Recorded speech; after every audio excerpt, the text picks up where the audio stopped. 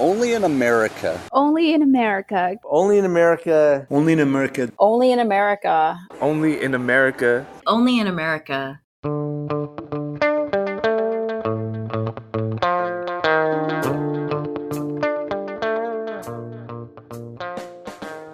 Welcome to Only in America. I'm Ali Nirani. Next year, Americans will be counted in the 2020 census. But what happens when you aren't counted? People just think, the census is about counting people. Doesn't everybody already know how many people there are, particularly, because there's so much on the internet? Don't all these companies know? And the reality is they don't. The census is really about who is in America and who do we need to care about. Who is our community? Who is our community that needs services? Who is our community that we should be trying to educate? Who is in our community that we need to be making sure being brought into our democracy and being registered to vote? And how a census that doesn't count everyone might impact everyone in ways that you would not expect. From the National Immigration Forum, I'm Ali Nirani.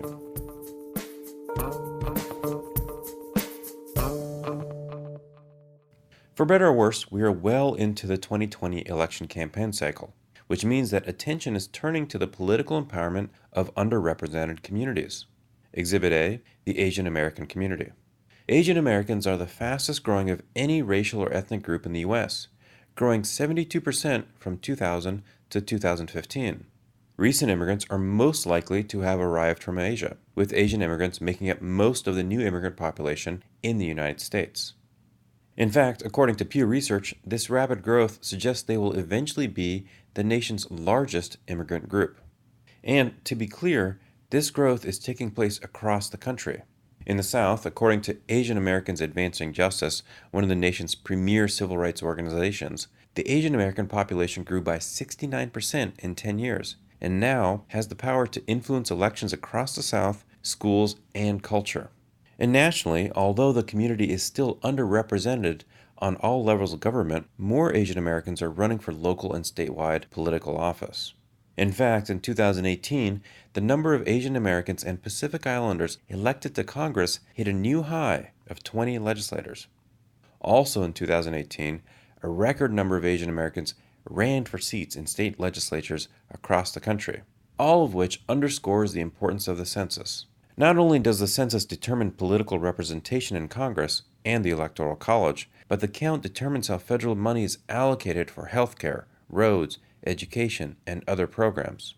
One analysis found that states could lose over $1,000 for every person not counted in the last census, which would have a tremendous impact on more conservative-leaning states who depend on federal dollars. As I wrote for the Boston Globe earlier this year, among the states with the largest percentage increases in immigrants from 2010 to 2016, President Trump carried 9 of the top 12 and 17 of the top 26.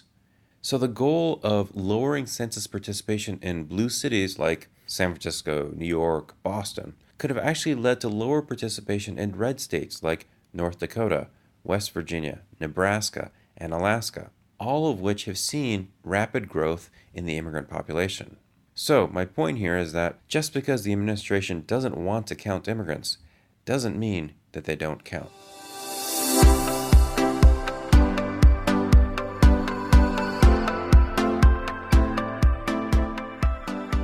Support for the National Immigration Forum comes from the James Irvine Foundation, expanding opportunity for the people of California, and from the Carnegie Corporation of New York, established in 1911 by Andrew Carnegie to promote the advancement and diffusion of knowledge and understanding.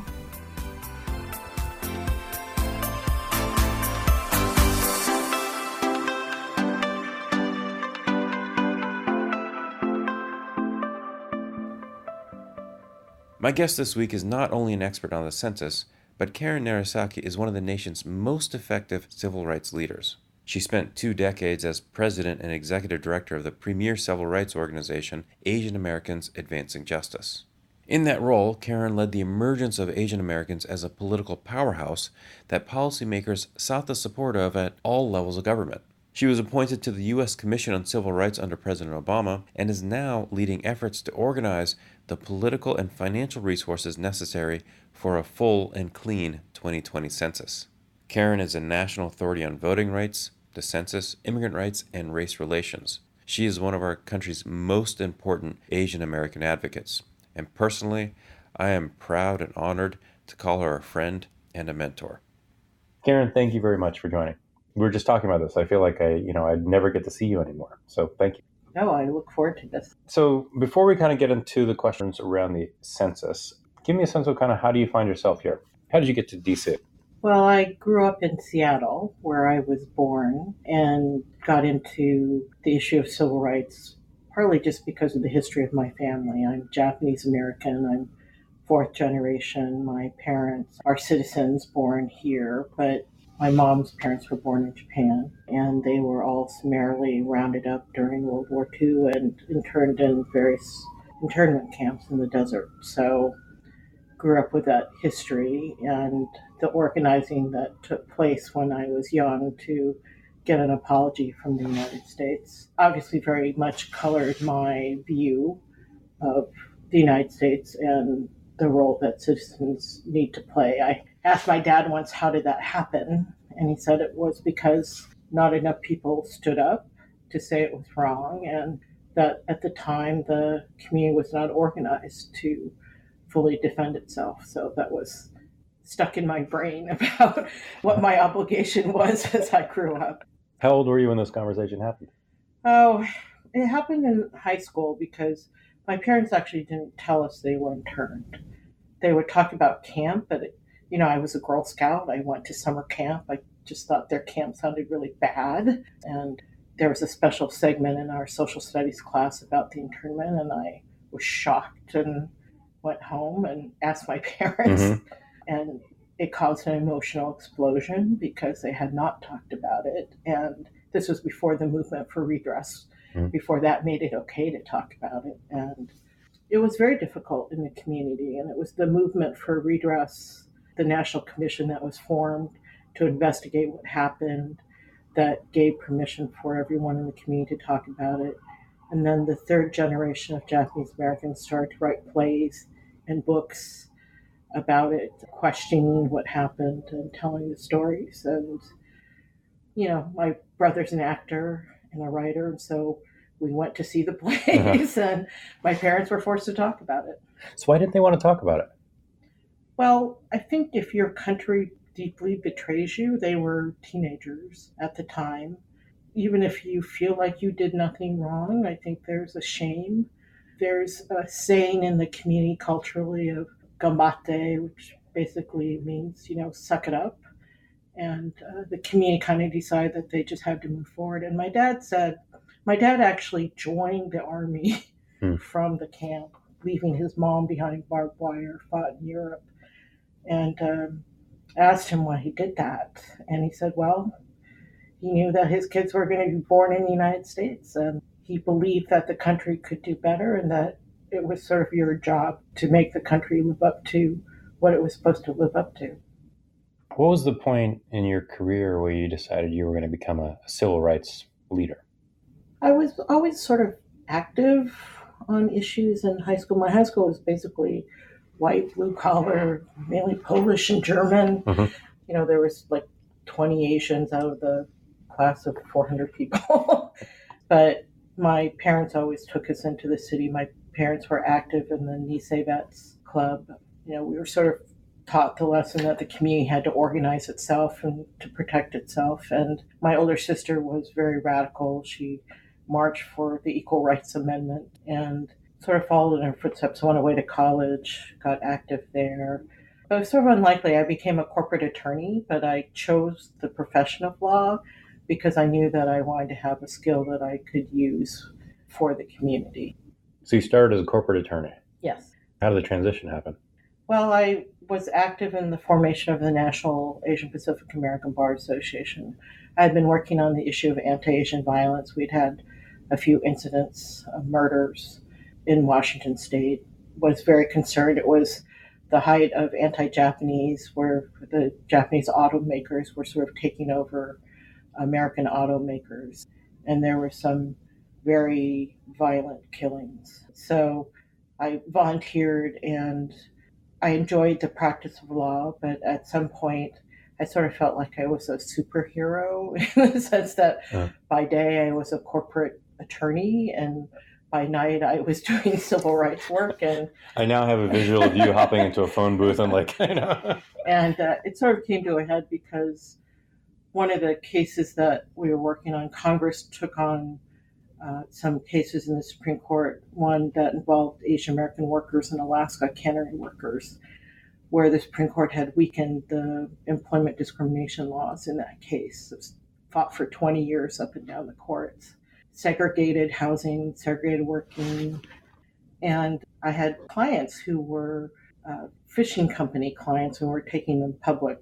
And I was getting ready to do a press conference on behalf of the local Asian bar about this legislation and this case. And lo and behold, there was an op-ed in the local paper from my client on the other side. And I realized that I probably couldn't keep up the double identity for much longer and had to make a choice. So as you look back over the years, what do you think has contributed to the emergence of the Asian American population as a legitimate and real political force, whether it's at the federal level or even in different communities? The Asian American community has actually been active in civil rights for a very long time. It's just that it's not in our history books or even very much in our law books. When I was in law school, if you look back at a lot of the key civil rights holdings about who can be a citizen, about discrimination when it's on impact but not actually stated in the law, those are Asian American cases. So Asians were challenging them all the way up and down the courts. So it's not really a new thing, but the organizing, I think, the awareness of the United States about the fact that Asians were organizing probably started happening just about 20, 25 years ago, the Asian American movement, both with the revisiting of the internment cases, because Japanese Americans challenged the constitutionality of those cases, and then they discovered that, in fact, the Supreme Court had been lied to about whether, in fact, there was any hint of disloyalty in the community. So there was that. There was a killing of Vincent Chin, who was about to get married, and he was beaten up by a father and son who were upset about the automakers in Detroit. They chased him down and beat him to death with a baseball bat. And they were not given any jail time. That shocked the community and galvanized them into organizing. So, it's that. The numbers started to grow. And quite frankly, I think a lot of the elite awareness of civil rights has been more on the South, more on the East Coast. No one really knew what was going on the West Coast. Yeah. They don't know the history of lynching of Chinese in California, for example. So just this even awareness that Asians had been fighting discrimination their entire history was just not known. You're right. And I mean, just a little amount of reading that I've done, say, on the history and the evolution of the 14th Amendment is just the role of the Asian community and, like you're saying, fighting these cases. You have to dig more than you expect to kind of realize that. Oh, yeah. Asians fought school desegregation. Yeah. All of those cases, some of them, were the ones that fed up to Brown versus Board of Education. But, a large part of it was the Asian community started to grow, partly because of the civil rights movement. People are aware that there was a Civil Rights Act in the 60s and the Voting Rights Act and fair housing. That's also when the immigration laws changed. And up until that time, the immigration laws were very racist and had very limited quotas for coming from Asia because we are considered unassimilable. But through, changes in that law during the Civil Rights Movement and our engagement in wars in Asia that resulted in asylum seekers and all of that, our community just started to explode and people had to become aware that we were around. And not going anywhere. So let's fast forward a little bit to the census. Obviously, it's been in the news a lot, what the administration is tried to do, but also I think just this big push from across the country to make sure that we have a full count. So my big question just to start here is, from your perspective, what does the census mean to not just America as a country, but America as an idea? The census is really the foundation of our democracy.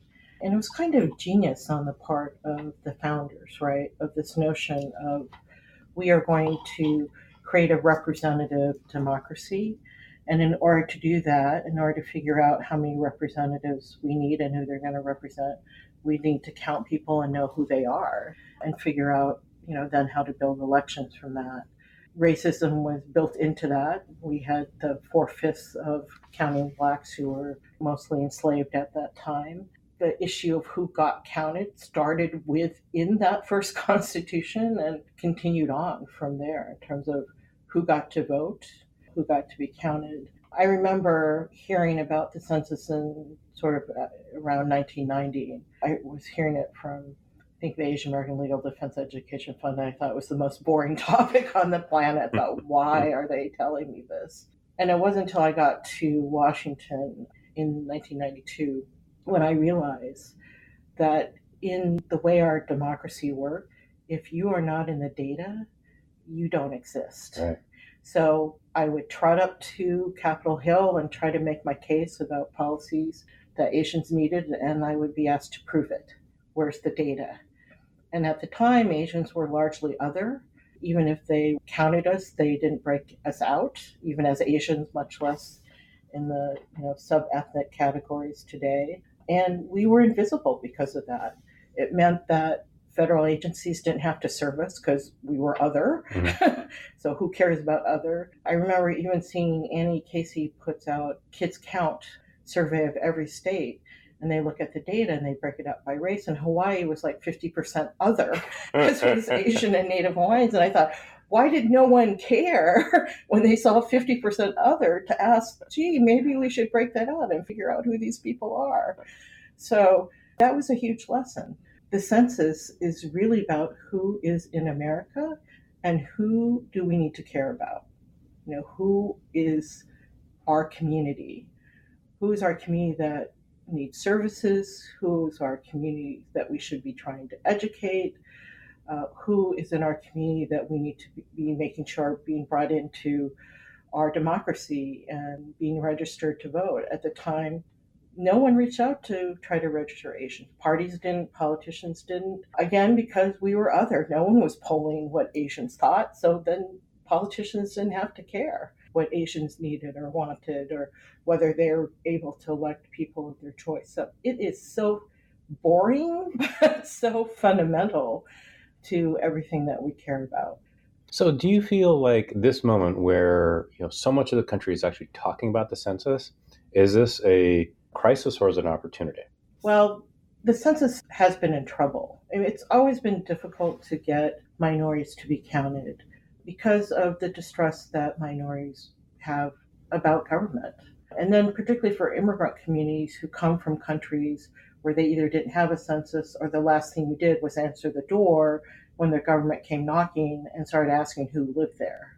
So that has long been a challenge. In this day and age, fewer and fewer people want to answer surveys. I hang up the phone as soon as I find out it's a survey. And now you have immigration enforcement on steroids. And it's not just trying to find out undocumented, it's the enforcement on the use of benefits by people even legally here. It's the attacks on people who are seeking asylum, all of those things. The inability to deal with the dreamers and resolve and put them on a path to citizenship. And then, of course, the long time distress that Native Americans have had for good reason about how the government has treated them, and the distress in the Black community about how government treats them and whether the resources that they get counted for actually ever end up in their community. So we have a big challenge, but I also think it's a huge opportunity because it's a first step to civic engagement. It's a piece of civic engagement that includes everyone. You don't have to be old enough to vote. Mm-hmm. You don't have to be a citizen. Everyone has to participate. They're required by law to, but it's actually in your best interest because literally hundreds of billions of dollars are distributed based on whether your community has been counted accurately or not. We have a pernicious undercount of kids under the age of 5. If you don't have an accurate count of kids under the age of 5, you can't build schools, you can't hire teachers, you can't figure out what you're going to need to make sure that those kids are successful. I think that, clearly there are some people in office who, rather than try to appeal to the needs of the changing electorate want to just hold on to the people who already vote for them. They want to choose their voters rather than have voters choose them. And this is a turning point. It's an opportunity for Americans to say, no, we're going to choose who we want to vote for. This is not unlike the 1920s. In the 1920, the count actually showed for the first time that more people lived in urban rather than rural areas. That threw the House of Representatives into a tizzy because they did not want to admit that. The people who live in rural areas did not want to give up that political power. They refused to certify the census. Really? Yes. So first time that the census numbers did not get certified, they lived with the old numbers. So the House makes that decision? Yeah, the House. What happens is the Bureau does the count. The Bureau turns it over to the President. The President looks at it, accepts it, turns it over to the House. The House doesn't actually have to act on it, but the House can choose, as they did apparently in the 1920s, to try to ignore it. I think that's what's happening now. I remember in 2010, it was the first time that Latinos became the largest minority, right? And the National Council of Arasaka, which is now unidos.us, understood that that was going to be shocking to Americans generally, that, the Latino population had grown so large. And they actually planned for when the count came out, how are we going to try to help make the transition, the public transition in people's mind, that it's okay that in fact Latinos are becoming the largest minority. I think that's what people are afraid of now. It's going to show, we already have many states that are majority minority in population. And it very much colors who people think of when they think, who is an American? I know as an Asian American, it's one of my frustrating things, right? People don't assume that I'm an American, even though I'm fourth generation, because of what I look like. Well, now there's so many of us, you have to start asking yourself, how come you don't assume that I'm an American? And you were talking about the undercount of children under the age of 5, right? Recently, I've been thinking about that small town school superintendent who's looking at that number and worried about it because they know those kids are coming. But if they're not in the data, how is that school superintendent, that mayor, that city council, then making a case for the funding? Do you think we need to be having a different conversation around the census, whether it's a big city or small rural America, to help people kind of understand these changes, or is it kind of too late? I think we are trying to have that conversation now. I am working with funders who have been very concerned about whether people are ready. The hard thing about census is it happens every 10 years. So everybody forgets about it. Right. And they're not ready for the next one. This one is going to be done online. People can still use paper, can still call. There are other ways, but it's the first time that you're going to have the option of being able to do it online. We have the digital divide to deal with, the fact that a lot of rural areas don't have broadband, a lot of Indian reservations, they don't even have cell service, much less broadband. So we have to deal with those issues. But it's also about, people just think, the census is about counting people. Doesn't everybody already know how many people there are, particularly, because there's so much on the internet? Don't all these companies know? And the reality is they don't. And people aren't aware that all these federal programs, when they try to determine, which states are getting what kind of funding, they turn on what the count was and where people live. And in fact, the companies themselves will go to the count as kind of a baseline. Yeah, a lot of the companies, there's a lot of survey that's done that develops data. The surveys, though, are normalized to the census because it's the only time you actually have a fairly accurate count of who's here. So you can guess, but until you actually try to count people, you don't know. And so it affects all of the corporate data, all of the health data, all of that. Even television, people are probably aware that Nielsen ratings that say, how much money are you going to get for a show because how many people were watching the ads on the show. Those samples are all based on the census. And so if you screw that up, you're not going to get the television shows you want to see. All right, now this is a crisis. This is totally a crisis. This is serious. I used to think that kids under the age of 5 weren't counted because a growing number of kids are kids of color. And so I thought, well, that makes sense because if households of color are not being adequately counted, then it makes sense that the kids are. It's actually more complicated than that. A lot of households that are counted didn't count their kids.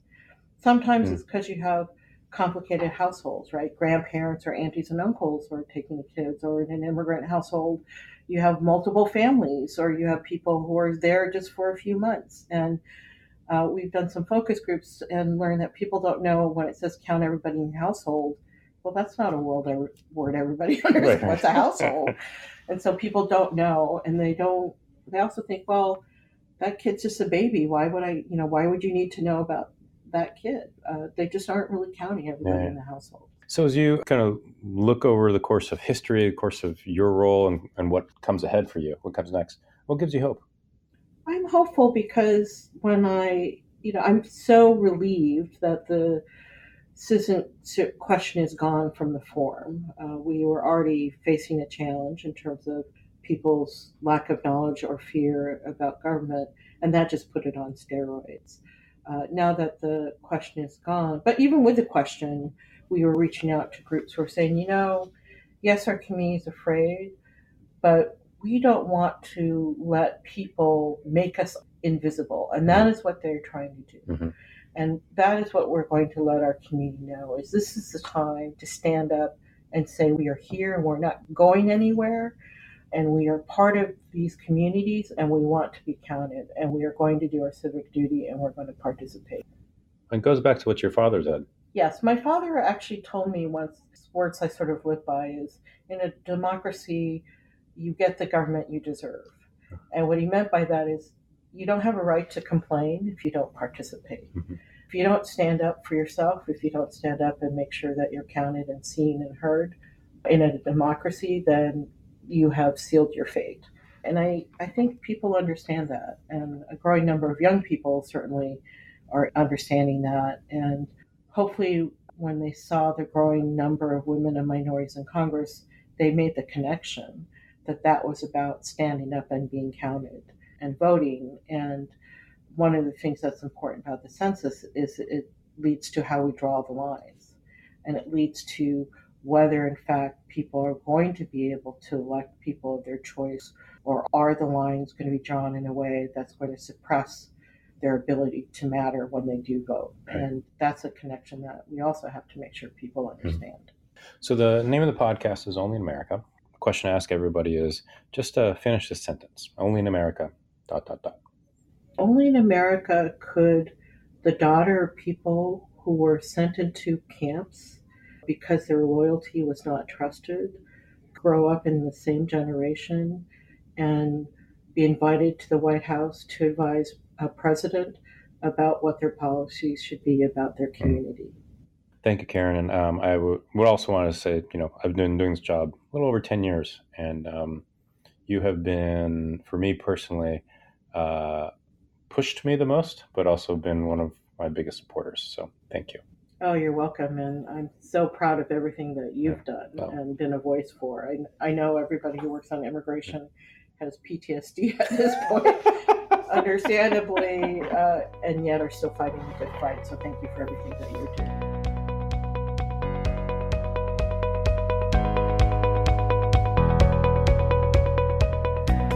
Karen Narasaki is a civil rights leader and human rights activist. You can find out more about Karen on our website, immigrationforum.org. And while you're there, you can subscribe to Only in America. Only in America is produced and edited by Emily Chow, Joanna Taylor, and Megan Wetmore. Kathleen Farrell is the executive producer, and I'm Ali Nirani. Thank you for listening to Only in America, and I'll talk to you next week.